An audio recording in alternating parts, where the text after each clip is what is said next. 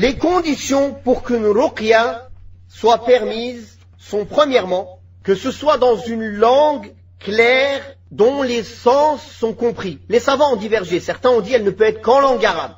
Qu'en langue arabe, il n'est pas permis dans une autre langue.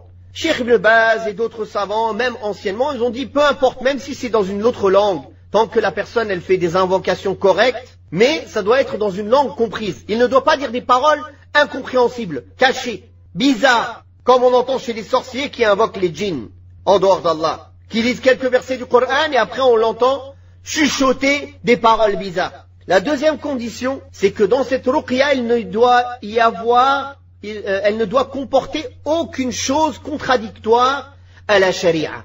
Que ce soit dans les croyances, que ce soit dans les paroles, que ce soit dans la situation, que ce soit dans les mots utilisés, dans la manière, dans tout ce qu'on a à faire. Comme certains aujourd'hui, ils se permettent pour un oui, pour un non, de toucher des femmes étrangères à eux, sous prétexte de ruqya. De venir d'utiliser des ustensiles bizarres, d'électrocuter les gens, de leur monter dessus, de leur sauter dessus, jusqu'à qu'il y en a, on a connu, ils sont morts comme ça. Alors que le prophète sallallahu alayhi wa sallam a interdit à une personne qui n'est pas spécialiste de pratiquer la médecine. C'est interdit de faire des expériences sur tes frères. Tu as cru que c'était des objets?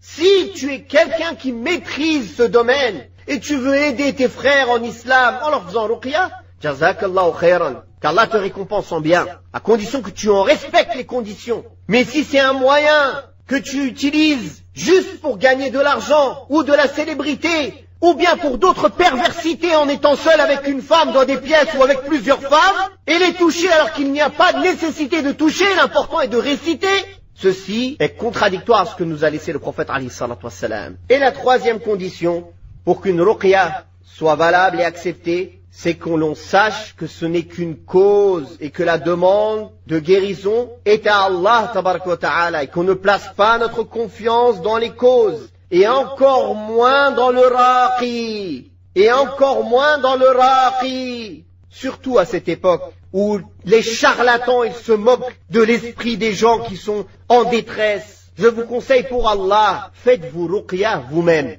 Car sur toutes les personnes qui font ruqya, la majorité sont des charlatans. Et l'autre partie, il y en a très peu qui maîtrisent cette science et cette pratique. Alors si c'est au bout du compte, allez mettre votre religion et votre honneur en danger, alors qu'il vous suffisait de mettre votre confiance en Allah, de placer votre confiance en Allah et de vous faire ruqya vous-même.